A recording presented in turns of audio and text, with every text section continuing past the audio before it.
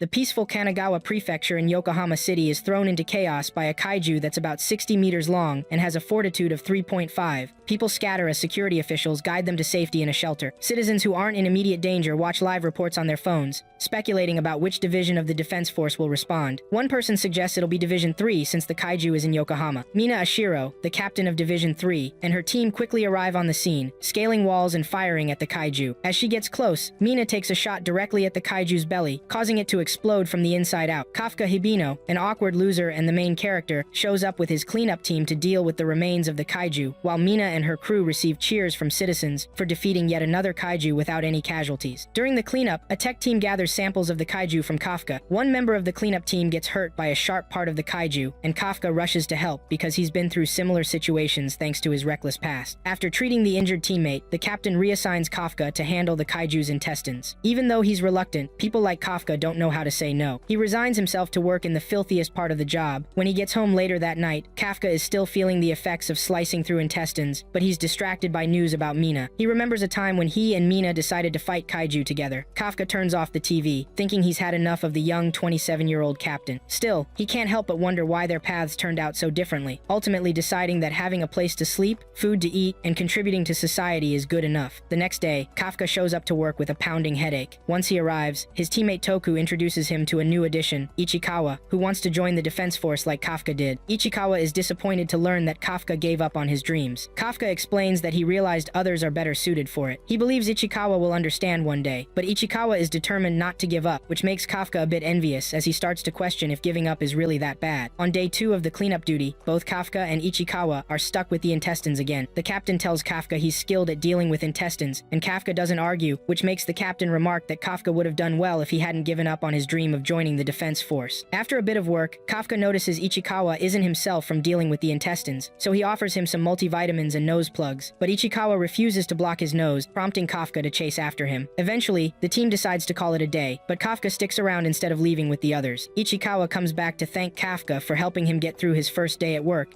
and takes the opportunity to let him know that the defense force has raised the age limit for applicants to 32, meaning Kafka can still apply if he wants. Kafka thanks Ichikawa for his kindness, but the moment is interrupted by a yoju, another type of kaiju, that almost bites Ichikawa. Kafka jumps in just in time to save him. He tells Ichikawa to run away since he wants to join the defense force, and it wouldn't make sense for him to die there. He also tells Ichikawa to call in about the yoju once he's safe, and Ichikawa runs off. Kafka draws the yoju's attention and runs as fast as his lazy legs can carry him. He ducks into a building, holding an iron rod, hoping the yoju can't follow him inside. He jumps out of a glass window on the other side, scratching his face in the process. Kafka flashes back to the day when his city was attacked by kaiju. Mina and Kafka lost their home and schools, deciding to join the defense force and figure out who'd be the cooler member of the team. The yoju isn't ready to let Kafka rest, catching up with him on the other side of the building. When Kafka remembers the rule to hit a kaiju in the leg when it attacks, he realizes he doesn't have the strength to do it. The yoju slaps him to the ground, leaving him as helpless as he's always been, until Ichikawa shows up just as the yoju is about to swallow Kafka. Kafka asks Ichikawa why he came back instead of running away. Ichikawa replies that he couldn't escape alone because that would mean he'd never make the defense team, but he did call in about the yoju before returning. Kafka feels disappointed in himself for his inability to save anything. He screams in frustration when Mina arrives to rescue him with her tiger, distracting the yoju while she takes it down. She assigns some teammates to look after Kafka and Ichikawa while pretending she doesn't know who Kafka is. Mina leaps away with her tiger, saying she'll check for other yoju nearby. In the hospital, Kafka acknowledges Mina's amazing strength. He also gets a moment to feel cool when Ichikawa, who's behind the curtain in the same ward, thanks him for saving him from the yoju because otherwise he would have died. Ichikawa encourages Kafka not to give up, and this time, Kafka agrees to try his luck again for a position in the defense force. Luck isn't on Kafka's side because when he looks up, he sees a kaiju, and before he can scream, it enters him. Ichikawa stands up to find that Kafka has turned into a kaiju, causing both of them to scream. An old man walking by the hospital calls out to Kafka. Meanwhile, Mina is in a bathtub when she remembers that Kafka is a liar, as he promised to be by her side when she faces a scary kaiju. She receives a call informing her that a kaiju has appeared at the Yokohama South General Hospital, and she promises to take it out with her team. Mina believed when they were younger that with Kafka by her side, there was nothing to fear, but now, she's talking to her team about the new kaiju that has shown up at the hospital, insisting they need to take it down before there are any casualties. Ichikawa and Kafka, who is the new kaiju, struggle to convince the patients that Kafka is still the same pathetic loser he's always been. Kafka's smile freaks them out, and when he tries to apologize, it ends up wrecking the hospital walls. Ichikawa suggests they make a run for it, and Kafka breaks a window to help with that. The members of Division 3 learn learn that the kaiju has left the hospital and is heading toward an evacuated area. On the run, Ichikawa wonders how, why, and when Kafka became a kaiju. He also questions whether he's really a kaiju himself, but all doubts vanish when he looks back and sees Kafka's strange mutation while he eats a bird alive. Soon after, Kafka returns to his original kaiju form and tells Ichikawa he needs to pee but doesn't know where it will come from. The pee shoots out from his chest, leaving Kafka devastated over what he's become. He collapses on the ground and asks Ichikawa if he can still join the defense force, but Ichikawa quickly tells him he can't because they would kill him the moment they see him. Ichikawa tells Kafka he has bigger things to worry about and points him toward a cordon where they can stay out of sight, but Kafka senses the presence of a Yoju and hesitates. Mina gets a phone call about another kaiju's location and requests a car to follow Kafka while her bus heads to the new spot. Ichikawa urges Kafka to hurry, explaining that another kaiju means fewer people are looking for him. A little girl tries to save her mom who's trapped under a collapsed building. The mom tells her to run, but the girl refuses to leave without her. She tries to lift the heavy wall on her mom, but her strength isn't enough. The Yoju spots the girl and her mom, breaks the building more for a better view, and attempts to eat the girl alive, but Kafka shows up and punches the Yoju. Kafka tries to calm the little girl, but even just his appearance scares her, making it hard for him to connect with her through his dangerous kaiju smile. Ichikawa comes to Kafka's aid, talking to the little girl while Kafka lifts the heavy wall off her mom. The girl is worried that something's wrong with her unconscious mother, but Ichikawa reassures her that her mom will wake up once they get to the hospital. The Yoju comes back, and Kafka tells Ichikawa to help the mother and daughter get out of the building. Curiosity gets the better of Ichikawa, who asks what Kafka wants to do. Kafka clenches his fist and says he wants to punch the Yoju as hard as he can. Carrying the girl's mom on his back, Ichikawa holds the little girl, telling her to brace herself while they move back to give Kafka the space he needs. The Yoju opens its mouth wide enough to swallow Kafka whole, and Kafka gathers all his strength before he throws a heavy punch at the Yoju, shattering it into a million pieces and showering blood over himself. Ichikawa is shocked by what has happened and reminds Kafka not to punch a human like that. Kafka tries to talk to the little girl, but she hides from him, so he starts to walk away. The little girl stops him and thanks him, which makes Kafka remember when he had a similar bond with little Mina. Kafka resolves again that he doesn't have to give up on joining the defense force when he transforms his head back to normal, but Ichikawa says they need to leave since he's called an ambulance. Mina and her team members are confused by what they find at the kaiju location. She sees the little girl and asks her to tell her about the kaiju she saw, but the girl is too scared to think about it. Mina promises to kill all the kaiju, and the girl gains the courage to ask Mina if she'll spare the nice kaiju that saved her mother. 3 months after the incident, Kaiju number 8, the name given to Kafka's type of kaiju, hasn't been found. While the cleanup team watches on television, the captain of the cleanup team gives Ichikawa some letters, one for Ichikawa and another for Kafka. The cleanup team members worry that they will have to comfort Kafka like they do every year when the Defense Force exam results are released. Ichikawa confirms he passed the first round of his exam and offers to give Kafka his letter. On the way to the site, since Kafka went there early, Ichikawa checks Kafka's letter, and the team members think Kafka has passed based on Ichikawa's reaction. Ichikawa finds Kafka eating on the body of the kaiju they need to clean, and he looks like his kaiju self. Ichikawa scolds Kafka for being careless with his ugly transformation, knowing the other team members will show up soon. He tells Kafka to transform back to normal, and remembers how they fooled everyone 3 months ago by going back to the hospital when Kafka turned back to his normal self, claiming they fled when the kaiju appeared in their room. Kafka sees he has passed his exam but doesn't show too much excitement. He tells Ichikawa that he used to fail the second round. Ichikawa asks if Kafka will take the second round in his kaiju body. He warns Kafka that the officials at the venue will kill him immediately if he transforms into a kaiju in front of them, but Kafka is determined to take the exam anyway, since this is his last chance. Once Ichikawa leaves, Kafka expresses his gratitude for passing the first round and slaps himself to transform back to normal. 10 days later, Kafka and Ichikawa arrive at Tachikawa base for the second round of tests. Kafka tells an amazed Ichikawa that the base shares the site with the Self-Defense Force's garrison. They're chatting when other examinees show up, and a girl comes over, calling Kafka an old man. Kafka is offended, but the girl doesn't care because she just wants Kafka to park his car anywhere but lot 55, since 5 is her lucky number. When Kafka doesn't budge, the girl reveals a suit under her clothes and gathers enough strength to move the car, surprising Ichikawa and Kafka. The girl introduces herself as examinee 2016, Kikoru Shinomiya, whose hobby is hunting kaiju. She steps up to Kafka and asks if he realizes he smells like kaiju. Ichikawa steps between Kikoru and Kafka, saying they work at kaiju's disposal. Kikoru is surprised to see some disposal workers here for the Defense Force exams. Kafka adds to the surprise by lifting the company bus Kikoru threw earlier, and she wonders if he has a private suit like hers. Kafka introduces himself as Kikoru did, but Kikoru's butler steals the spotlight when he parks in in Lot 55. Kikoru thought the exam would just be a formality for her, but things are getting interesting with Kafka around. She exits with her butler, Sebasu. Ichikawa scolds Kafka for revealing his powers too soon. They also head into the building when some officers ask if everything is okay. Kafka is determined to make the defense force this time. Since the second round of exams includes fitness and aptitude tests, Kafka and Ichikawa decide to do their best in the fitness test, though they can't promise anything for the aptitude test. However, Kafka struggles to keep up with the competition and ends up placing 219 out of 225. Kikoru shows off her 5th place finish, and Kafka begs her to forget him and his name. Ichikawa praises Kafka for not using his powers, but Kafka already regrets that choice. Ichikawa explains that this year's candidates are pretty tough, and at the same time, Mina receives a report about the applicants. Hoshina, the vice captain, is surprised to see Mina interested in the applicants, attributing it to Kafka's profile being on the list. Ichikawa mentions candidates like Haruichi Izumo, Iharu Furuhashi, Aoi Kaguragi, and other applicants from neutralization colleges. He notes that many eyes are on Kikoru, who graduated from California neutralization at just 16. Kafka is shocked to learn Kikoru is that impressive, and when he touches her out of surprise, her bodyguards beat him up while the other examinees mock him. Ichikawa tells Kafka to cheer up after he yells back at Kikoru, claiming he'll show her, but recalls he might have lost his chance since he didn't do well on the fitness test. Ichikawa explains the aptitude test for the last 2 years involved kaiju disposal, which is why he part-timed in that area. The two eagerly arrive at the location for the second part of the test, but are stunned when Hoshina informs them that they'll need to find and neutralize kaiju. The other examinees, except Kafka and Ichikawa, are excited. Hoshina explains they won't send the candidates into the field empty-handed. They'll wear the Izumo Tech Gear, GX 4552. He says the Defense Force kaiju combat suit is made from organic material taken from kaiju and enhances the wearer's combat power. Ichikawa is thrilled to see the suit meld with his body once he puts it on. The tech lady, Okanogi, who is with Hoshina, says she'll call out the unleashed combat power for everyone who has worn the suit. She states Ichikawa at 8%, Izumo at 18%, Ioi at 15%, Iharu at 14%, and to everyone's surprise, Kikoru at 46%. Hoshina remarks that trainees usually pull about 20% and thinks everyone is doing well this year. Just when Hoshina assumes no one will get 0%, Okanogi announces that Kafka is at 0%, showcasing his unique ability to lose when no one else has. Hoshina walks into the room filled with examinees and tells them they need to take down 1 Hanju and 36 Yoju for the test. He explains that these kaijus caused major destruction in Hachioji last year, but were captured alive for training purposes. The examinees have to fight them using anti-kaiju weapons. Hoshina also explains that drones will track the examinees' actions, and if one of them is in danger, a shield will activate to protect them, but that means they've failed. Even though there's no guarantee they'll be okay, the examinees jump into the battleground right away. Kikoru shows off her skills as she leaps from wall to wall, taking down kaijus effortlessly, surprising both the examinees and the examiners. Kafka, on the other hand, drags his gun lazily behind Ichikawa, telling him not to fall behind, but when he finds out Mina is watching, he pushes through the pain of carrying the gun without any suit power. Ichikawa and Kafka realize that the defense force is more interested in how they handle the situation and help each other than just how many kaijus they kill. They decide that since neither of them has offensive abilities, they'll support those who are fighting. Spotting Izumo and Aiwi shooting at a kaiju, Kafka and Ichikawa jump in to assist. It doesn't take long for Ichikawa to recognize the type of kaiju they've worked with that kind during their time as kaiju disposals with the Ida cleaners before. Using what he learned back then, Kafka tosses a stun grenade at the kaiju and explains that it has poor eyesight but excellent hearing. If they can mess with its hearing, it'll be easier to kill. He advises Izumo to aim for the stomach, and when they do, they take down the kaiju, earning thanks from the other examinees and a raised eyebrow from Hoshina. Kafka feels like he can at least give it a try, so he races toward the next target with Ichikawa beside him, determined to do well with his knowledge of kaiju. Just then, a kaiju appears and knocks Kafka aside, a sign that higher powers are testing him. The tech lady notices abnormalities in Kafka's body, and Hoshina tells her to get the remote shield ready. Just when Kafka thinks he might fail, Kikoru takes out the Yoju and says nobody quits while she's on the battlefield. Kafka thanks her, but Kikoru is just glad to see him again. She keeps taking down kaiju so fast that even Izumo, Aoi, and Iharu can't keep up. Hoshina suggests Kafka drop out of the exam because they think his bones are broken and his organs are in trouble, but Kafka remembers this is his last chance to stand by Mina, and he can't let her see him give up. He digs deep, stands up, and his power level jumps from 0% to 0.01%, surprising everyone around him. Kafka decides to stick it out for the exam, and Hoshina lets him be, saying he'll activate the remote shield if he sees Kafka can't keep going. Kafka tells Ichikawa to go ahead since they agreed Ichikawa wouldn't wait for him if he fails like usual, but instead Ichikawa carries Kafka on his back and suggests they combine their powers, Ichikawa using his suit and Kafka applying his kaiju knowledge. Hoshina can't stop laughing at how ridiculous Ichikawa and Kafka look, which annoys even the tech lady. Ichikawa and Kafka want to catch up with Kikoru and help her, but she's too quick, outrunning Izuma, Aoi, and Iharu. Kikoru leaps from car to car, taking down the Yojus with a shot or two, leaving nothing for her teammates. Okanogi informs informs the operation room that Kikoru has eliminated all the Yoju in the Delta region and is heading for the Hanju. Kikoru throws a grenade at the Hanju, catching it off guard before jumping into its mouth and splitting it open with her legs. She fires into the Hanju's mouth, finishing it off, which earns a smirk from Hoshina in the operation room. Okanogi announces the defeat of the Hanju, the end of the exam, and the withdrawal of the drones. Hoshina is still shocked by how quickly the exam ended compared to how long it took to set up. Kafka also complains about Kikoru's speed, and Ichikawa drops him, breaking their combination. Mina is impressed by Kikoru's success, and Hoshina notes it's thanks to her that nobody failed the exam and injuries are minimal. Kikoru looks up, hoping she was perfect for her dad. As she turns to laugh at Kafka for his ongoing weakness one more time, she notices movement behind her. A kaiju shoots her in the chest. Ichikawa and Kafka discuss Kikoru's strength and how she helped them get through the exam. Soon, they realize the kaijus they thought were dead are unexpectedly coming back to life. Kikoru steadies herself and heals the wounds in her chest, surprising the talking kaiju. She's shocked to see the Hanju she killed back alive, but believing she can fight, she stands up, and the talking kaiju shoots her multiple times. Okanogi hears Kikoru's screams in the operation room and reports that she can see damage to Kikoru's vitals. The operation room struggles to understand what's happening on the training grounds, but Okanogi explains that the strength of the Honju Kikoru defeated has risen to 6.4, meaning it's back alive and stronger. Mina announces that the examinees should evacuate the grounds to a safe spot while she and Hoshina come in. Kikoru refuses to evacuate because she wants to achieve perfection. She stands up again to attack the Hanju that the talking kaiju left behind, but the Hanju knocks Kikoru aside, and she realizes her own weakness. Kikoru is transported back to when she was at the top of the list of students accepted into Tokyo Neutralization Middle School. Unlike the many students around her, she had no one to congratulate her, except the butler who came to take her home. At home, her father doesn't celebrate with her. He believes that doing so will only lead to failure in the future. He tells Kikoru to be perfect for the nation's future and her late mother. His words motivate Kikoru to stand tall again, and she grabs her gun to shoot the Hanju, declaring she will be strong for the nation. She wants to be perfect for the sake of the country, but this only leads her to overwhelming pain. The Hanju grows horns and smashes Kikoru down. Hoshina and Mina enter the training grounds, and Okanogi informs them that she has seen the Hanju with its offensive uni-organ regenerated. She also mentions that Kikoru is nearby, injured. Mina and Hoshina continue running, hoping to reach her in time. Kikoru falls to her knees, apologizing for not being perfect as the Hanju readies its ultimate attack. However, Kafka appears beside her and reassures her that she did well by making it easier for the other examinees to escape. He transforms into a kaiju in front of her and deflects the Hanju's attack, promising to handle it now that he's there. Kikoru can't hide her surprise at Kafka's transformation. Ichikawa is worried about Kafka while the others evacuate, as he vanished the moment he heard Kikoru was in danger. Ichikawa decides to search for them himself because he knows Kafka won't hesitate to transform in situations like this, which could get him killed. Kafka begs Kikoru not to tell the defense force he's a kaiju, deflecting another attack from the Hanju. He temporarily excuses himself from Kikoru, saying he'll explain later but needs to defeat the Hanju first. Okanogi reports to Mina and Hoshina about another kaiju close to the Hanju, but they have no visual signal, much to Kafka's advantage, as he makes foolish decisions as a kaiju. Okanogi informs them that the new kaiju has a fortitude of 9.8, but they choose to interpret this as a signal problem, as otherwise, it would be the most powerful kaiju in history. Running out of time, Kafka decides to take out the kaiju with one punch. With one punch, the Hanju explodes into pieces all over the training grounds, with its blood spilling like rain. Kikoru watches in awe as Kafka defeats the Honju and a Yoju that attacks from behind. Kafka tells Kikoru not to endanger herself again, and as if on cue, Ichikawa smacks Kafka on the head for vanishing and transforming in such a place. They both get distracted when Kikoru collapses. Mina and Hoshina arrive at the scene of the Hanju's remains and are baffled by what they see. Hoshina notes it resembles the scene they witnessed 3 years ago and wonders if both are connected. Okanogi confirms the arrival of Ichikawa, Kafka, and Kikoru at the evacuation site, and they are relieved that everyone is okay. Mina orders for a unit to investigate and dispose of the remains at the training ground, while she and Hoshina take out the remaining Yojis. Kafka is in the hospital with Ichikawa, who is thankful that his injuries aren't worse. Ichikawa tells Kafka that Kikoru is also recovering well, receiving treatment with the best Defense Force tech, which makes Kafka a bit jealous. However, he thanks Ichikawa for encouraging him to retake the exam. Mina, who has been eavesdropping, enters the ward to thank Ichikawa and Kafka for rescuing Kikoru. Kafka avoids saying Mina's name, waiting until he becomes an officer. Hoshina meets with Kikoru to thank her for taking down the Hanju. Since she wants to protect Kafka, Hoshina agrees to take credit for defeating the Hanju. Meanwhile, the talking Hanju listens to the news in the restroom and feels disappointed to hear that there were 0 casualties at the training grounds. He gets a call and transforms into a human. The humanoid kaiju becomes the new cleaner among Ichikawa and and Kafka's teammates. The wait for the result is driving Kafka crazy, especially now that he's finally found the courage to dream and hope. Ichikawa, who thought Kafka was cool at the hospital, now believes he must have been wrong, considering how Kafka can't seem to get himself together. The cleanup captain arrives with mail for Kafka and Ichikawa, and Kafka opens his letter with the hope that this time he'll be on the path to Mina. The induction ceremony for new Defense Force members takes place. Izuma and Aoi aren't surprised to see each other, but Izuma looks a bit disappointed when he notices Kafka isn't around. When Kikoru arrives, it distracts everyone, leading Izuma to tell Ayui that they need to compete for second place, though Ayui isn't really on board with that. Iharu and Ichikawa get acquainted, and Iharu asks about Kafka, but before Ichikawa can reply, Captain Mina walks in. Kikoru takes an oath for the 27 newbies accepted into the force, and Mina thanks Kikoru for her bravery during the test. Kikoru knows deep down that Kafka is the one who truly saved her and defeated the kaiju during the test, and she's disappointed he isn't with them. She still has questions for him. When Kafka finally shows up, he lightens the mood by apologizing for interrupting the ceremony. During the selection process, the panel decided that Kafka failed both the fitness and aptitude tests, but Hoshina wants to take Kafka as a cadet in his platoon because he identified the weak points of the kaiju during the test and prioritized saving others over boosting his kill count. Plus, Hoshina thinks Kafka is great for comic relief. Mina informs the inductees that she told Kafka to sit out the induction since he isn't a full officer, but the new officers are thrilled that Kafka, the older guy, made the team. Hoshina asks Mina to give her speech, and she encourages the new officers to trust her even though danger is on the horizon, as they're starting to face kaijus with stronger fortitude and the ability to reproduce or revive. She assures them that while some may die, she'll do her best to protect everyone. Moved by her speech, Kafka inadvertently declares that he'll stand by Mina's side, calling her name, which lands him a punishment of 100 push-ups and some laughter from Hoshina. Aside from the comedy Kafka brings, Hoshina has decided to keep him close because when they encountered a kaiju with 9.8 fortitude during the test, they also stopped receiving Kafka's vitals. He hopes to figure out what makes him different, aside from his suit aptitude being 0. The officers count along with Kafka as he finishes his push-ups. Kikoru tells Kafka to come with her because they need to talk, making the others think Kikoru wants to confess her love. When Kafka resists, Kikoru kicks him in the face. Ichikawa, Kafka, and Kikoru sit in a booth at a restaurant, and Kikoru struggles to contain her shout when she realizes that Kafka turned into a kaiju after eating one. Kafka suggests they tell the force about his situation. Maybe they can help him, but Kikoru advises against it. She warns that Kafka will just become a specimen, and his parts might even be used to create weapons for fighting kaiju. Kafka pleads with Kikoru to keep his secret, and she agrees, saying she'll kill him the moment he becomes a kaiju that harms humans. During fire training, Ichikawa sets a new personal best, hitting the targets and practicing what he's learned. Even Hoshina is impressed at how quickly Ichikawa has improved, noting that his unleashed power is now 18%. Iharu finishes his training faster than Ichikawa, with 20% unleashed power, and he's pleased to be ahead of him. There's also a rivalry between Aoi and Izuma, who have both unleashed 25%. Kikoru shows them all what real speed looks like by setting a new record at 55% unleashed combat power. True to his clumsy reputation, Kafka finishes training last at 1% unleashed power. Feeling good about his progress, Kafka chases Kikoru, but is stopped by Hoshina, who warns him that he'll never make it as a full officer at this rate and could get fired in 3 months. Hoshina tells everyone to wrap things up with 10 laps around the ground, but when they complain, he increases it to 15. He also tells Okanogi that he's pleased with the healthy competition among the new officers that's leading to improvements. Iharu and Ichikawa argue over whose biceps are bigger, and Kafka tries to show off but struggles to hold his breath, exposing his big stomach. Aoi steps into the bath, quieting them down while Izuma smiles. They're all pretty comfortable in the water together. Kikoru and some other girls enter the female changing room and find Mina, who invites them in despite their hesitation. After Mina checks on Kikoru's health, Kikoru gathers the courage to ask what kind of exercises she does to get so strong. Mina offers to show Kikoru the basics, and Kikoru is really grateful. The boys decide to share why they joined the force, and one common thread links them all: Captain Mina. When they ask Kafka to share his story and he mentions that Mina was his childhood friend, they want to hear more. They urge him to tell them everything about his childhood, and they end up overstaying in the water, passing out after their session, which disgusts Kikoru, who just came from her own bath. The new officers bond over training, eating, climbing walls, lifting weights, meeting Mina's tiger, morning routines, and even more training. Ichikawa continues to have Kafka's back. After a full day of training and a lot of burnout sessions, they end their day in the bath. Kafka works extra hard because it's the only way he can catch up with everyone else. Hoshina sees him and asks if he's working hard because of Mina since he was talking about her to everyone in the bath. Hoshina tells Kafka he won't let him have his vice captain position. He warns Kafka to stay away from others because anything can happen to anyone at any time. Just then, an alarm sounds, waking the new officers and alerting them to the presence of a kaiju.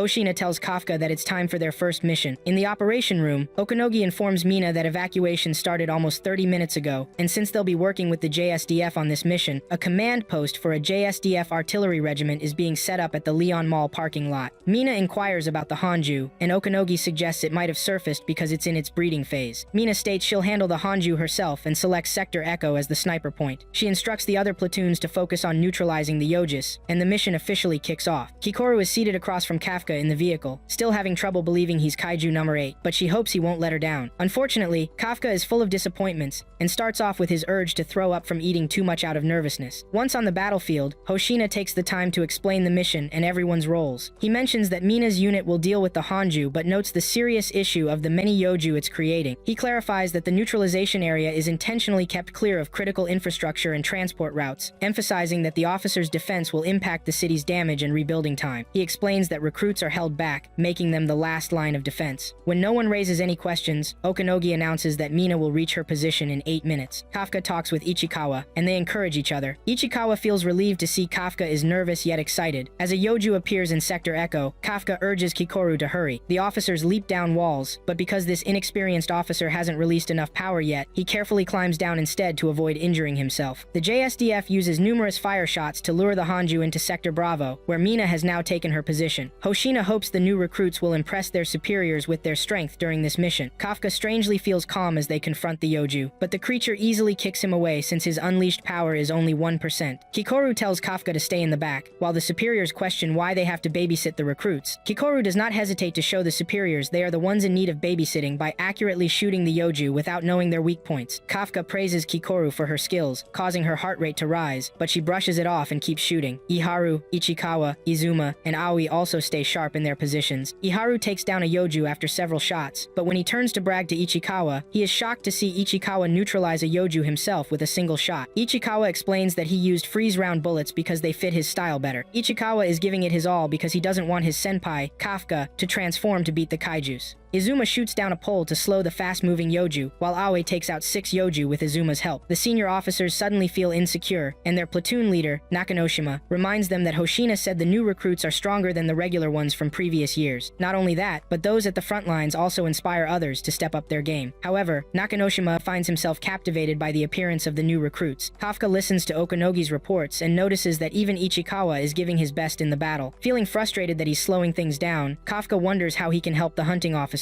He remembers that the weak points of the Yoju haven't been discovered yet. Using his experience with dissecting Kaiju, Kafka starts working on a Yoju corpse and discovers that the core is located at the base of its neck. He also finds that the Yoju have reproductive organs that can produce new Yojus even after they die, as long as those organs remain intact. He shares this finding with Hoshina, who is observing from a higher vantage point. Hoshina praises Kafka for the information, and Okanogi relays it to everyone on the battlefield. Kafka rushes out to neutralize the Yoju corpses, feeling pleased that he's contributing to the defense. An explosion interrupts him, but he realizes this is just the groundwork for Mina's upcoming attack on the Hanju. The JSDF officers pin the Hanju down by shooting its legs, and Mina informs Okanogi that she's ready. He gives her the go-ahead to fire. Mina channels 96% power through her gun, preparing to shoot as she stomps on the ground. Hoshina tells Kafka to observe closely as Mina takes her first shot, which goes straight through the Hanju. Mina fires again, causing the Hanju's vital signs to vanish, leading to its collapse. With Okanogi's approval, Mina prepares for a third shot, which Okanogi confirms delivers critical damage, disabling all movement and strength. So, Okanogi is caught off guard when Mina says she's ready for a fourth shot. Mina thanks the fourth shot, leaving Kafka intrigued. Hoshina asks Kafka if he feels like giving up, saying that standing by Mina means he has to possess that level of strength. He admits he doesn't have the strength for large kaiju battles but can handle the smaller ones faster than Mina can. He demonstrates this when a Yoju appears behind him, and he swiftly takes it down with a katana before Kafka can fully register what's happening. Hoshina explains that the captain and vice captain are the strongest in their unit, so they have weapons tailored to their combat style. Mina tells Hoshina that the Hanju is down, but both know this is just the beginning because all the Yojis will emerge from the Hanju's corpse. The swarm of Yojis boosts the spirits of the senior officers, and Nakanoshima encourages the new recruits to keep fighting. Okanogi worries about the newcomers, but everyone knows they're going to push on. Hoshina hopes this mission helps the new recruits rise to new levels, especially for Kikoru and Ichikawa. Ichikawa takes out the last Yoju in his area, which makes Iharu feel a twinge of jealousy. Ichikawa suggests they both return to the front lines, but as they run, they stumble upon upon a kaiju cleaner who's grumbling about someone who removed the reproductive organs he had implanted in the Yojus. He turns to Ichikawa and Iharu to ask if they know anything. The captain of the cleaners is searching for the new guy while the others are watching the Honju scene with binoculars. They understand why almost every cleaner in Tokyo was called out. They think the new guy has probably holed up in a bathroom like usual, and nobody seems worried. The cleaner that Ichikawa and Iharu ran into points at Iharu, saying he will take a sample of the defense force home, even if he can't finish his mission. Suddenly, something strikes Iharu close to his chest, and the cleaner transforms into a kaiju. Ichikawa and Iharu remember that this is the kaiju that showed up during their test. Ichikawa tries to tell platoon leader Ikarugi that they've encountered a humanoid kaiju, but when he gets no response, the humanoid kaiju claims the area is completely undetectable from the outside world. It's a trap he set to hide from humans and to hunt them. The kaiju attacks Ichikawa in the arm and leg, and Ichikawa is shocked that the attacks penetrate his combat suit. He recalls Kikoru's comment about the kaiju looking like it's using magic. In reality, it prepares for every attack, and its strikes can be dodged. Ichikawa successfully dodges the next attack, surprising Iharu. Ichikawa tells Iharu to run away and call in the kaiju, but Iharu wonders why he should let Ichikawa protect him. Ichikawa doesn't have to explain, as the kaiju points at Iharu again, leading Ichikawa to jump in and save Iharu from taking too much damage. Although Iharu's left arm takes the brunt of the attack, Ichikawa begs Iharu to leave and call for help. With no other option, Iharu stands up and runs away like a scared coward. Ichikawa knows he has no chance against the kaiju since even Kikoru couldn't handle him, but he wants to buy as much time as possible for Iharu to escape and come back. Iharu is still trying to figure out what changed for Ichikawa between yesterday and today. He stumbles and almost falls while running, forcing him to stop. He wonders why he always needs someone to save him, like Mina did when he was younger. He feels lost in how to get stronger, and remembers Hoshina saying that people struggle to progress from 20 to 30% unleashed power. Iharu has been stuck at 20% for 2 weeks while Ichikawa has surpassed him effortlessly. He stands up and admits he hates it all. Ichikawa keeps shooting at the kaiju until it disappears and reappears next to him. The kaiju is impressed that Ichikawa knows a few things about him, but reveals that Ichikawa knows very little by revealing more weaknesses for his attack. Ichikawa is stunned. Iharu jumps in just in time to save Ichikawa. The kaiju tells them that no one can escape his trap without his permission, which means Iharu can't get help even if he tries. Iharu vows to fight alongside Ichikawa with the little strength he has left. Ichikawa takes the lead in the fight against the kaiju, giving Iharu a chance to use a conductor round bullet, making it harder for the kaiju to move. When the kaiju attacks Iharu this time, he dodges it. Iharu fires his conduction bullet again, creating an opening for Ichikawa, who unleashes his full combat power against the kaiju. But once he stops shooting, he realizes the kaiju has built a wall of Yoju corpses for protection. The kaiju steps out from the pile of bodies, unharmed, and fires multiple shots at Ichikawa, leaving Iharu in shock. Ikaruga informs Hoshina that they've lost all communication and vital signals from Iharu and Ichikawa. Kikoru manages to reach Kafka and tells him that the kaiju from their exam is there. Iharu tries to prevent the kaiju from attacking the already injured Ichikawa, who can't move as well as he used to, but this puts Iharu in harm's way. Ichikawa struggles to move or heal his injuries, but it's tough, and the kaiju strikes him again. Iharu gathers his strength to pick up his gun and protect Ichikawa, because he now believes that Ichikawa could become a captain someday. However, when he pulls the trigger, he realizes his gun is empty. The kaiju decides to deal with Iharu first, having no use for him anymore, and Iharu desperately prays for someone to save Ichikawa. Just then,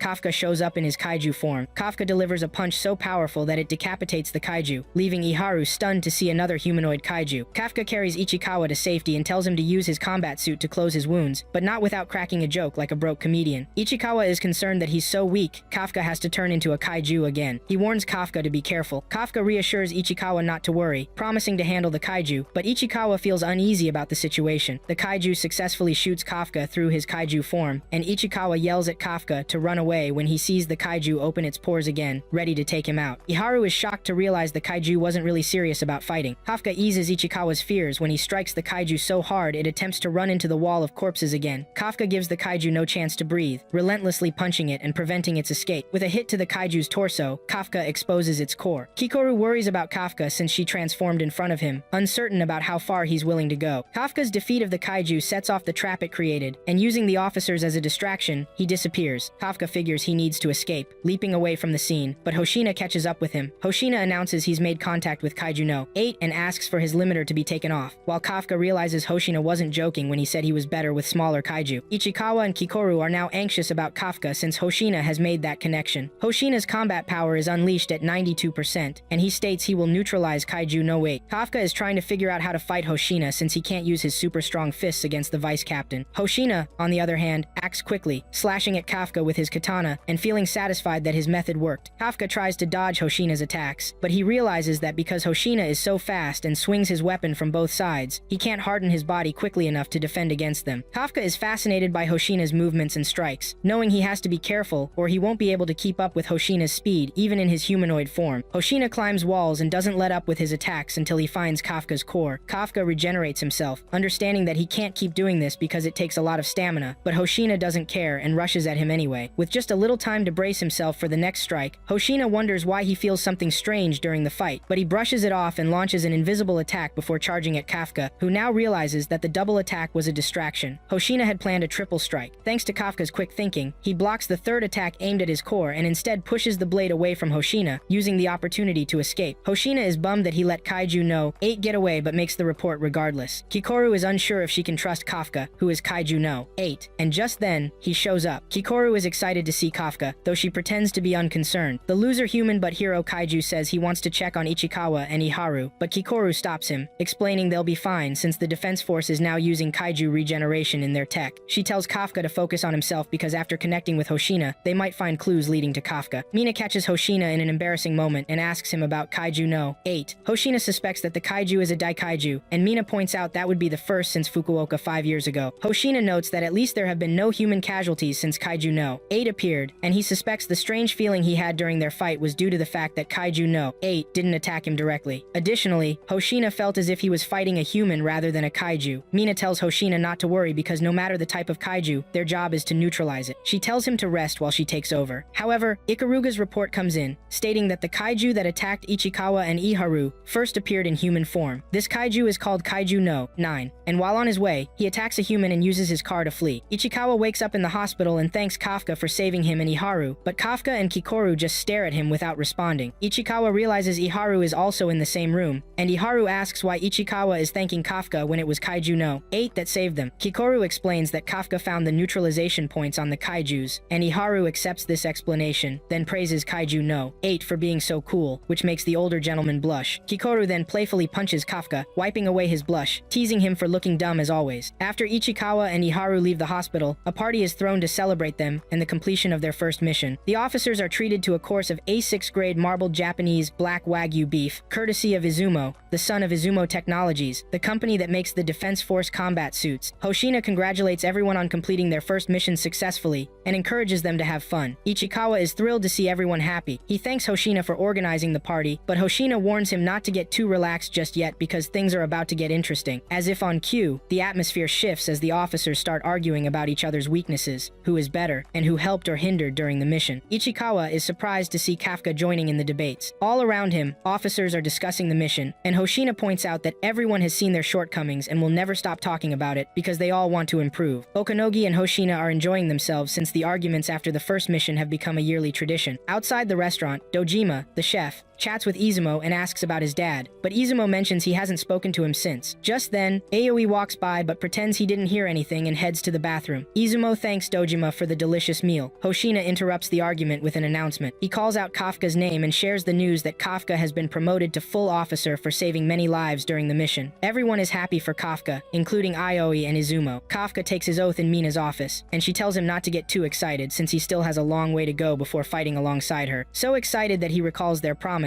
he addresses her by her name again, and she punishes him with 50 push-ups. Mina explains that Hoshina recommended him for the officer position, and hopes he meets Hoshina's expectations. She also mentions that she needs to present the reports of number 8 and number 9 at HQ. After studying late into the night again, Kafka decides it's time to rest before Hoshina catches him and gives him another lecture. When he steps out, he notices the training room lights are still on, and sees Hoshina doing mental imagery training, reenacting his fight with Kaiju No 8. Hoshina moves with sharp precision, almost like he's not human. Kafka drops to the ground in realization, and Hoshina spots him. Hoshina explains that he's working on a strategy to take down No 8 in one go when he encounters it again. Kafka gets scared, and Hoshina admits he's training because he knows the officers can't handle No 9 and No 8, so he'll have to take them out himself. Kafka promises to be useful in battle, and Hoshina says he'll give Kafka 1% of his expectations before returning to the office. But what they don't know is that some kaijus with a master are about to descend from the sky. Hoshina is reading reports about Kaiju No 8, which he still feels fights like a human. He can't shake the fact that No 9 disguises itself and talks like a human too. He wonders what's happened to the kaijas. Outside, Kafka downs his canned drink and decides he won't let Hoshina down, since he now has 1% of his expectations. He tosses the can aside and heads back inside to sleep, but is interrupted by the sound of chaos outside. Kafka watches as fire engulfs different parts of the Tachikawa base from above, waking up even the new recruits, who are confused about what's happening. Hoshina asks for an update from the operation room, and Okanogi reports that dozens of kaiju are in the base, with fortitude levels of 6.1,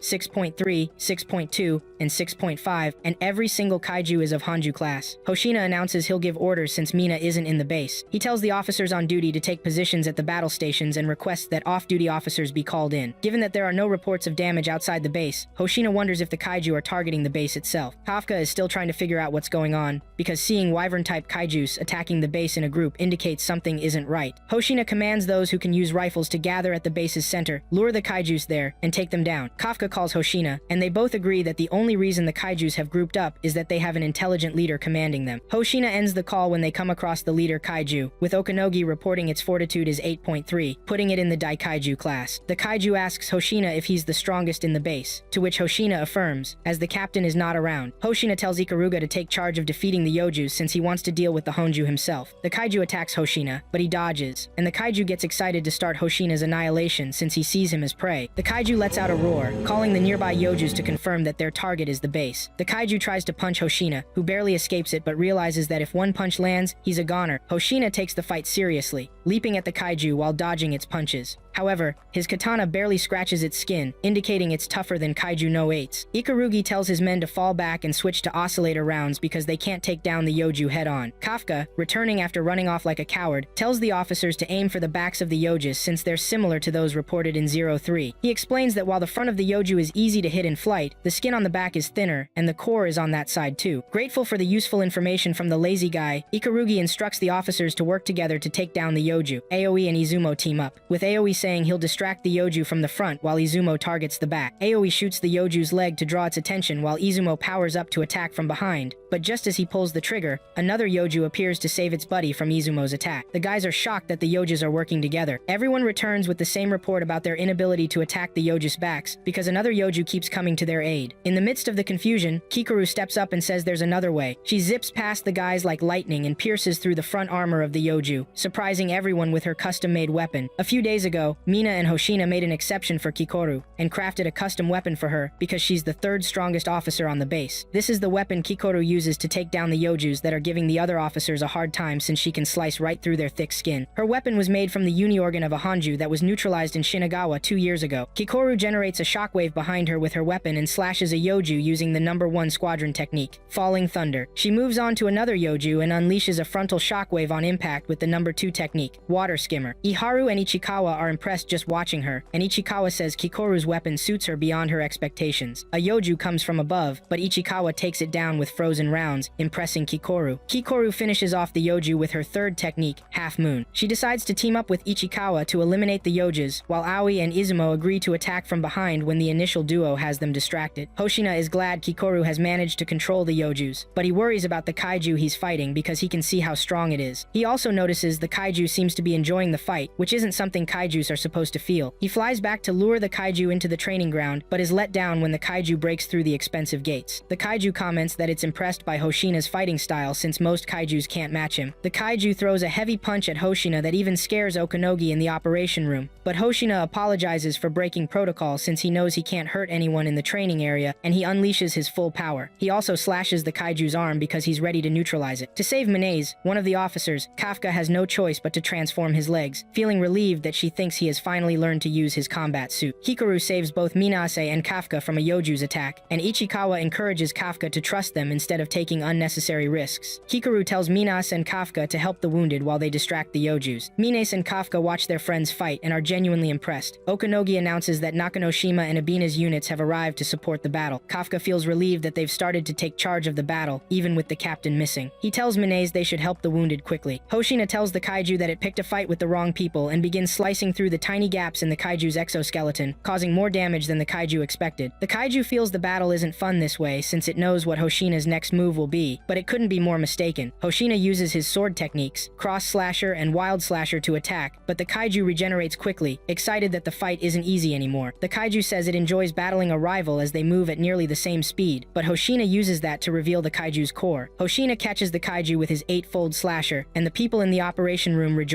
However, the celebration is short-lived because the kaiju regenerates and gets even bigger. Kafka's detection abilities activate without his transformation. The kaiju releases steam within the training grounds, and Okanogi announces that the kaiju has a fortitude of 9.0. The kaiju screams into the sky. Everyone in the operations room knows that Hoshina struggles with kaijus as massive as the one now standing in front of him. Like he once told Kafka, the ugly loser, he's only good with smaller kaijus. Kafka finds it hard to stay still next to Minase due to his kaiju detection skills and the fact that the vice captain is in danger, so he bolts off like he doesn't know what else to do. The kaiju swings a punch that slams into the ground, but Hoshina is quick enough to dodge and leaps onto the kaiju's back with his katana, ready to use his third fighting style, Return Slasher. He slashes the kaiju near the neck, jumps to the next building, then jumps back to cut across its thighs. The kaiju roars, digs into the ground, and throws a punch at Hoshina, claiming his speed won't save him. Hoshina seems unfazed as he keeps jumping from building to building, slashing the kaiju whenever he can. Okanogi is shocked that Hoshina hasn't stopped fighting the kaiju after its unexpected transformation, but Hoshina appears to be running out of time. Even though he despises giant kaijus, he plans to use his speed to reach the core at the back of the kaiju, but his suit is nearing its limits. Hoshina decides he needs to make the most of the last minute he has, even though Okanogi advises him to shut down his unleashed power. The kaiju doesn't give him enough time to think or communicate before launching some self-destructing yojis at him. Hoshina seizes the opportunity to enter one of the buildings and plan his attack. He jumps out, ready to use style number 6, but the kaiju has more eyes than Hoshina anticipated and smashes him into a wall. The suit disengages from maximum release, and Okanogi screams Hoshina's name, fearing he's dead. Unfortunately, they get no response from him, and their worry intensifies. But moments later, remembering his father's advice to give up, Hoshina smiles and declares he's not dead. He stands up, now worried he no longer has maximum release. On Hoshina's request, Okanogi explains that the civilians outside have almost been fully evacuated, while the officers have control over the Yoju in the base. Hoshina resolves to keep fighting to the end, but Okanogi isn't convinced. No one can persuade Hoshina to give up, unlike Kafka, who doesn't need any discouragement before throwing in the towel. Hoshina jumps at the kaiju and uses his first style to slash it, but as soon as the kaiju regenerates, something clicks in its head. Hoshina realizes he can't defeat the kaiju with his katana, a fact he knew from the start. His father, his first boss, and others have told Hoshina to give up because he doesn't unleash high combat power with guns. The kaiju's taunt doesn't faze Hoshina because, when he decided to team up with Mina, she never told him to give up. She asked him to work with her for the same reason others wanted him to quit, because he's a blade specialist. Hoshina is ready to fight the kaiju because Mina asked him to clear a path for her, and at this critical moment, she left him in charge of the base. It's his job to protect the base and everyone there, even if it costs him his life. He climbs onto the kaiju and starts using his slashing techniques from number 1. After dealing some damage, he jumps off and returns with another style, trying to inflict as many injuries on the kaiju as he can. But just as he's about to use number 6, the kaiju grabs him and squeezes him in its hand. Kafka, who's at the training ground, screams when he sees this. Hoshina coughs up blood from the pain the kaiju is causing him, and Kafka can't resist the urge to transform into his kaiju form anymore, despite Ichikawa warning him not to. The loser thinks he's clever for prioritizing his comrade's life, but Mina shows up and beats him to it. Kafka stops in his tracks, and Hoshina tells the kaiju that he has won the fight just before Mina's bullet strikes it, making the kaiju drop Hoshina from its hand. Mina apologizes to Okanogi for skipping protocols since it's an emergency, and she doesn't hesitate to pull the trigger at the kaiju, which now has its eye on her. A wound appears on the kaiju's arm, and it lets out a loud cry, collapsing the building where Mina is and forcing her to change positions. The kaiju takes this opportunity to regenerate. Okanogi quickly tells Mina, who is now in a different spot with her tiger by her side, that the kaiju's core is located around the 4th to 6th thoracic vertebrae, as shown on the monitor in the operation room. Hoshina realizes that the kaiju isn't exactly an easy target and unleashes 63% of his combat power. At this point, Okanogi thinks Hoshina is crazy as he slashes at the kaiju's legs multiple times to hinder its movement because his suit has already reached its limits. Hoshina's methods aren't very effective since the kaiju regenerates as quickly as it gets hurt. He wonders what he can do with his limited strength, and suddenly, Kikoru comes to the rescue with her large axe weapon. However, instead of wounding the kaiju, the strength of its skin sends her and her weapon flying back. Kikoru is disappointed that she's not strong enough to hurt the kaiju, but Hoshina tells her to wait until he can break through the kaiju's hard shell. Hoshina stands up and does a good job slashing through the kaiju's leg. Kikoru doesn't waste any time as she swings her axe into the exposed area and successfully cuts off the kaiju's leg, causing the kaiju to feel immense pain and become momentarily helpless. Kikoru's suit also reaches its limit, and Hoshina smiles, recognizing that Kikoru has done her best. Mina takes the chance to shoot the kaiju again, and this time, she exposes its core. As Mina loads her last bullet for another attack, some Yojas try to assault her, but they're taken out by the arrival of other officers. Nakanoshima and Ibina apologize to Mina for their late arrival at the training ground, and with their units, following Hoshina's instructions, they stop the Yojus and attack the kaiju, giving it no time to regenerate. Hoshina takes on the job of distracting the kaiju by slashing at various parts of its body, from the arm to the thighs and legs. The kaiju reacts to the pain by smashing different buildings. Kafka, using his meager 1% power, shoots at any opportunity he gets. Hoshina is determined to make his mark in this battle, so he keeps slicing, urging himself to move within the 5 seconds he has left. When the kaiju opens its mouth and stomps its legs to swallow Hoshina, Mina thanks him for his help and for being her vice captain. She unleashes her full combat power of 96%, carries her gun, and without wasting time, takes the last shot. Hoshina falls to the ground, smiling at the foolish kaiju for picking a fight with the wrong people. The kaiju cries out as the bullet hits, scattering into many pieces around the training ground. The piece at the base is almost tangible until Okanogi announces that the kaiju is down, prompting joyful sighs from everyone in the operation room. Izumo and Aoi bump fists, grateful to have survived, while Iharu screams joyfully into the sky. Mina steps away from her position with her gun and her tiger, and the officers try to help each other, especially the wounded. Hoshina approaches Kikoru and pulls her up. When Mina reaches them, they salute each other in respect for their hard-fought victory. This scene brings tears to Kafka's eyes as he thinks about how right he was to dream of joining the defense force since childhood, because he wants to stand with them in the future. Ichikawa tells Kafka that his face is a mess, and Kafka frowns, asking why he would spoil such an emotional moment. Ichikawa reminds him to focus on doing their best instead of crying like babies. Hoshina tells Kikoru that he and the captain will handle the remaining Yojis, but Mina cuts him off with a hit on the head, telling him to get some rest. Nakanoshima also stops Mina from getting involved in the cleanup, saying she needs rest too because her suit is at 1% before overheating. Ibina insists they will manage the Yojis, but Mina isn't listening. Mina's tiger seems to sense something amiss as it looks into the sky and growls, while Kafka laughs like a comedian whose jokes aren't landing. Soon, everyone turns their gaze upward and realizes the battle is far from over. A Yoju forms a large ball with the bodies of numerous Yojus in the sky, and Hoshina realizes the kaiju's last cry before neutralization wasn't one of death. Okanogi explains that the energy level of the massive ball keeps rising, interpreting it as an ultra-massive Yoju bomb, with an estimated blast impact equal to 20 kilotons of TNT about to hit them. The helpless kaiju calls out to Hoshina, saying the battle is a draw. The ever-foolish Kafka runs in front of everyone toward the upcoming nuclear bomb. Hoshina chases after him, telling him to come back because there's nothing he can do. However, unable to catch up to Kafka, Hoshina wonders how Kafka's 1% can make him run so fast. Okanogi confirms another kaiju is in the base with a strength of 9.8, belonging to kaiju number 8. That's when everyone realizes Kafka is kaiju number 8. Hoshina feels disappointed in himself for caring about Kafka so much that he didn't realize he was kaiju no 8. In his thoughts, Kafka apologizes to Hoshina and everyone for lying to them. He feels sorry for Kikoru and Ichikawa for keeping his secret all this time, and for Mina, whom he can no longer join due to his revelation. Kafka reflects on how hard everyone has fought in this battle, deciding he can't be the only one putting his safety first. He opens some parts of his legs and, like a rocket, flies into the sky. Focused on the fact that he's an officer in the Defense Force in Division 3,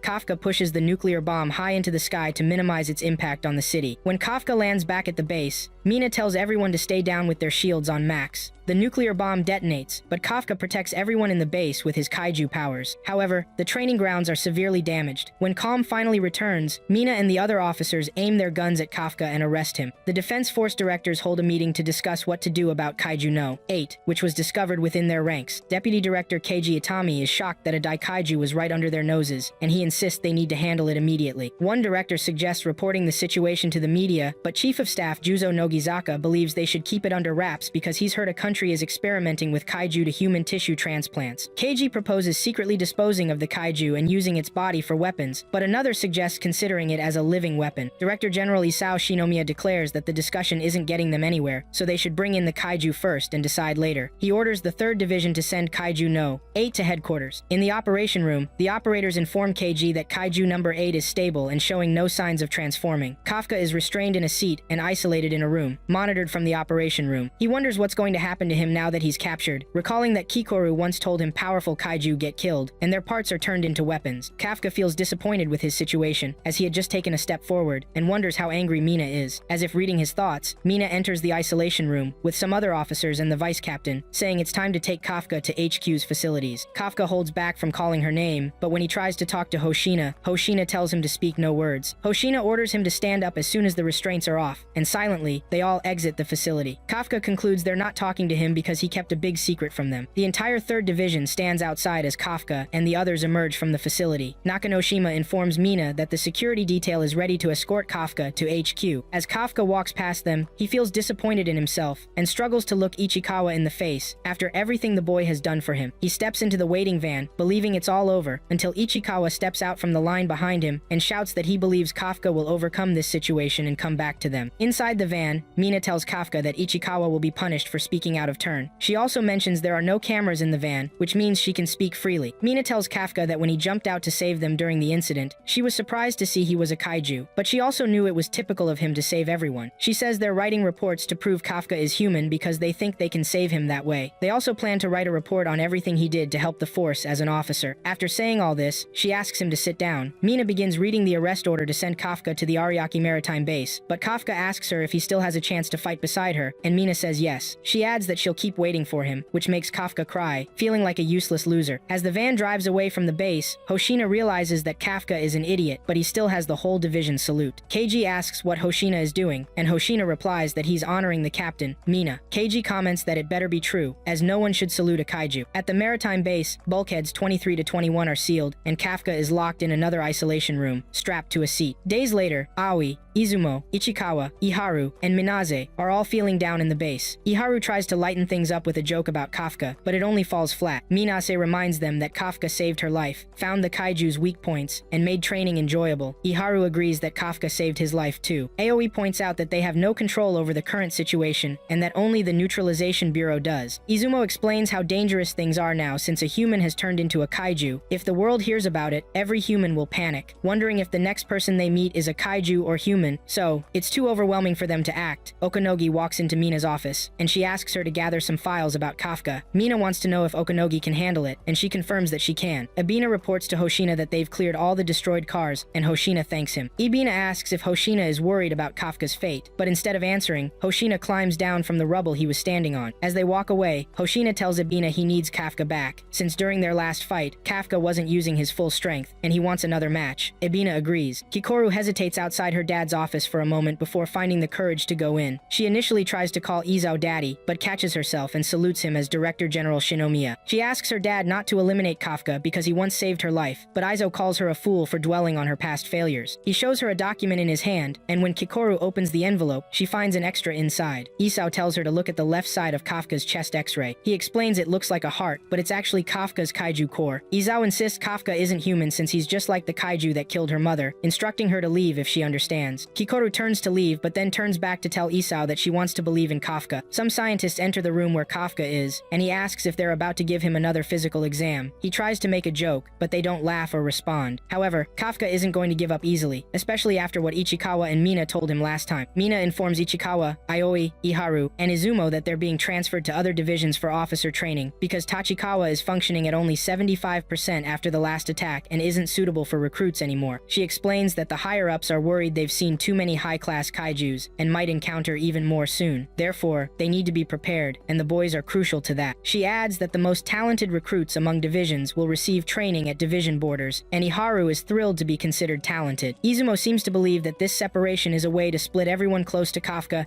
and keep tabs on them, but Mina dispels that idea by saying the plan has been in the works for a long time. Izumo insists he doesn't want to change divisions, and Iharu agrees because he likes Mina. However, Ichikawa says he's willing to go through with it, and even when Iharu tries to warn him that they'll be separated, Ichikawa stands firm. Outside the base, Izumo checks his call log, and at the same time, Aoi walks by, on the phone and pleading that he needs to save someone. He bows at the end of the call and turns to leave, but spots Izumo nearby. The two apologize for getting in each other's way, and Aoi starts to leave, but Izumo calls him back. Aoi sits beside Izumo on the floor, mentioning he was talking to his old commander from the JSDF. Izumo is surprised that Aoi is pulling strings to help Kafka, and Aoi reminds him that he said he didn't want to lose anyone in Division 3, and that includes Kafka. Feeling isolated, Kafka decides he just has to prove he's human, like Mina said. He knows he needs to talk to them and make them listen. Just then, Isao walks into the room with some officers. Kafka wonders if Isao will listen, so he shouts that he's human, not a kaiju, but Isao tells those in the operations room to release Kafka's bindings. The operator says this might be risky since Kafka is Kaiju no 8, but Isao reminds the operator that if Kafka really is a Daikaiju class, it means he's sitting there by choice, not because he can't free himself. Once Kafka steps out of the chair, Izo doesn't listen and shoots him multiple times, worrying Kikoru, who is watching with Keiji and Juzo from the operations room. Kafka stops the bullets with his transformed hands, but Isao plunges his hand into the kaiju's body to draw some blood into a test tube. Isao tells Kafka that anyone who can stop bullets with their bare hands in their world cannot be considered human but is instead a kaiju, calling him Kaiju no 8. Kafka refuses to accept that label and insists he's Hibino Kafka, not Kaiju no 8. Isao raises his hands, and those in the operations room take it as a signal to activate FS-1002. The officers with Isao open the suitcase they brought, and he puts on the hands inside. The FS-1002 activation, made from Kaiju no 2, is complete, and Isao declares he's ready to fully dispose of Kaiju no 8. Kafka decides he won't fully transform but will prove he's human. However, the first blow from Isao in his suit sends Kafka flying across the room. The moment Kafka stands up, Isao shoots him with a bullet from his hands, and Juzo is happy to see that their director, once known as the strongest man in the force, still has that strength. Hikaru is worried about Kafka, who has now foolishly transformed half of his face due to his rash choice not to fully transform. Isao says that Kafka looks more like his true self. Kafka decides he will keep dodging Isao until his suit overheats, but Isao has no intention of giving him a chance. He charges after Kafka like a mad dog, throwing punches at his head, stomach, chest, back, and every other possible part. After a few seconds, Kafka wonders why fighting Isao feels like battling a kaiju. In the operating room, Keiji explains to Kikoru that her father's suit was made from Kaiju no 2, the second kaiju to be numbered, which nearly destroyed Sapporo in 1972. Isao is the only one who can wear the suit made from that kaiju. Kafka finally realizes what Kikoru meant when she said suits were made from kaiju with numbers. Isao continues to punch Kafka back and forth, leaving him no room to breathe. Isao punches Kafka in the stomach, and just when Kafka thinks he shouldn't let Isao hit him again, he realizes he can't move because all his limbs have been severed. Isao lands another punch on Kafka in this helpless state, scaring Kikoru, and Kafka fully transforms to dodge the blow. Isao is pleased to see Kafka in his kaiju form, but Kikoru senses something is off. Kafka's face begins to crack, and Kaiju no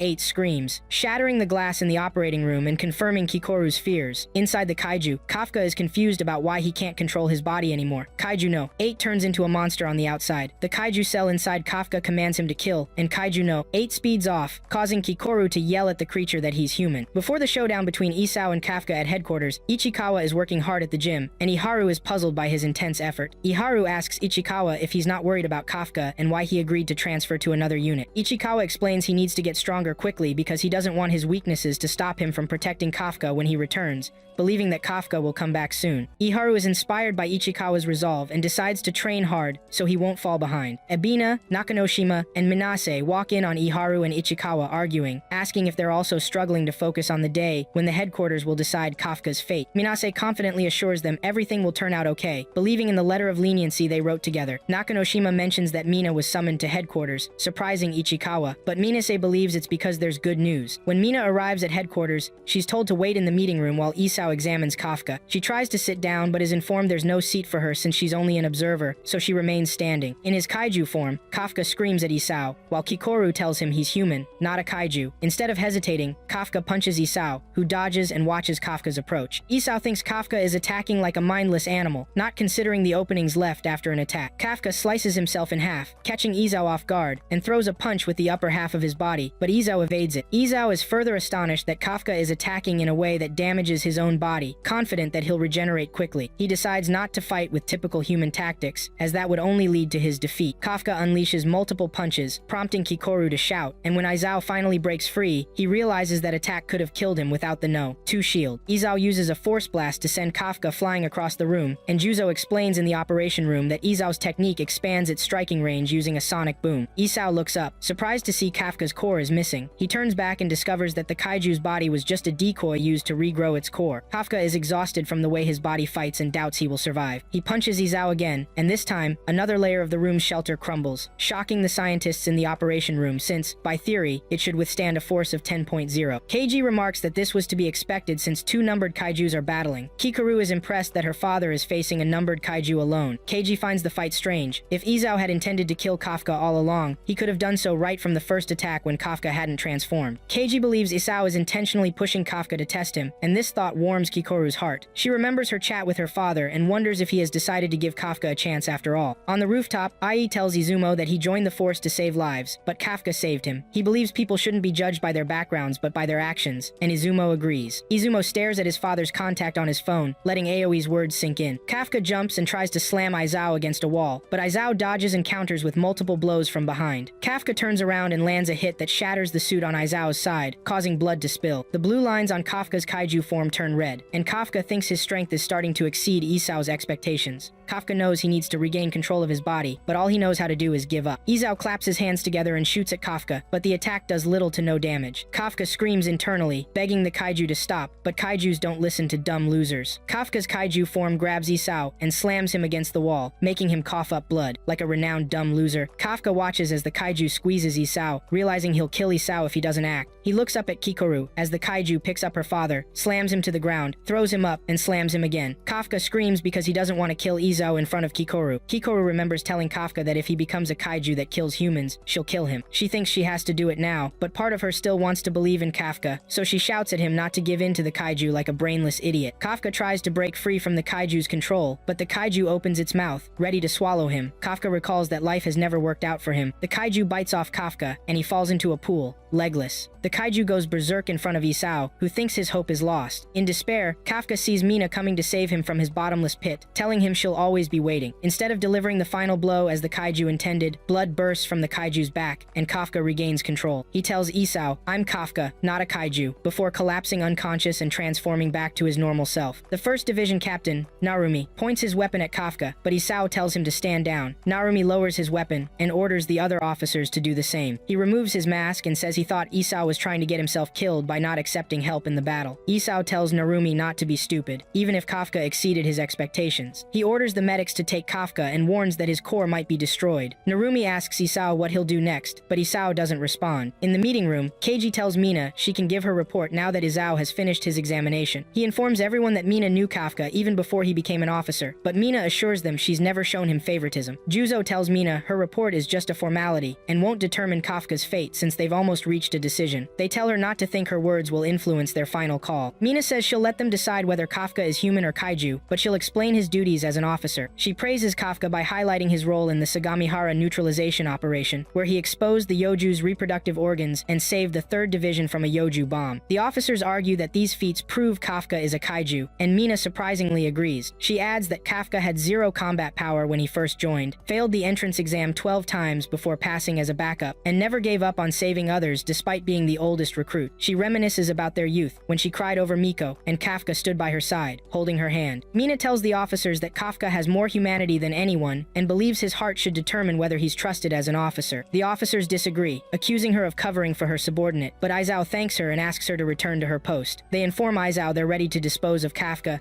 and want his decision. Before Isao finishes, Kafka is shown in a tube, recalling his childhood with Mina and his promise to protect her from kaiju. That's why, during his fight with Izo, he decided to die in his human form if it came to that. Kafka wakes up, shocked to be alive, and even more surprised to see Isao by his bedside. Isao tells him to calm down, assuring him he's not there to harm him. Kafka is relieved Isao is alive, as he wouldn't know how to face Kikoru if he'd killed her father. This surprises Isao. Kafka asks if they've accepted him as human, but Isao points to the scar on his chest, saying if he had a true heart, he would have died in battle. Isao reveals they've decided Kafka is a kaiju but will assess if he's a threat later. At the meeting, Isao announces Kafka will fight for them and won't be turned into a weapon. The officers object, citing no precedent, but Isao argues Kafka can be controlled, and has already worked with Division 3. He adds they can't guarantee a weapon made from Kafka would be as powerful as Kafka himself, so it's better to keep him as a weapon. Juzo insists there's no precedent, but Isao counters that precedence is irrelevant to national defense. He reminds them of the disaster caused by Kaiju No 10 years ago, which claimed 200 officers and 3 captains. Keiji adds Isao's wife was also lost. Isao believes they stand a better chance against Kaiju with Kafka on their side, but the officers remain opposed. Isao tells Kafka to prove his worth if he wants to survive, and Kafka realizes the defense force is keeping him alive to use him as a weapon. He tells Isao he sees himself as an officer and will ensure they accept him. Mina sends a message as she leaves headquarters. Kikoru receives it, relieved that Kaiju number 8's disposal has been deferred, but she knows she must grow stronger in case she needs to defeat Kafka. Aoi and Izumo also get the message, and Izumo initially thinks it's from the SDF, but Aoi corrects him. Izumo is thrilled Kafka has won this victory. Ichikawa receives the message, but before he can respond, Iharu shouts beside him, celebrating. Minase and Nakanoshima are also glad Kafka has overcome. Iharu tells Ichikawa the news, and Ichikawa reminds him he predicted Kafka would return. Ichikawa vows to be stronger when Kafka comes back. Okanogi tells Hoshina she's glad things worked out for Kafka, but Hoshina thinks the hard part is just beginning. He says people will eventually discover there's a kaiju in the force, and it'll be up to Kafka to prove they can accept his help. Kafka falls asleep while talking to Aizawa, mumbling for Mina to wait for him. The cleaners lose a chess game and wonder how player number 9, who joined last week, is now at the top of the leaderboard. board. Kaiju No. 9, the player, believes he now understands mankind's intellectual level. He thinks humans acquire knowledge across generations and is ready to move to the next phase, reclaiming the kaiju power that fell into human hands.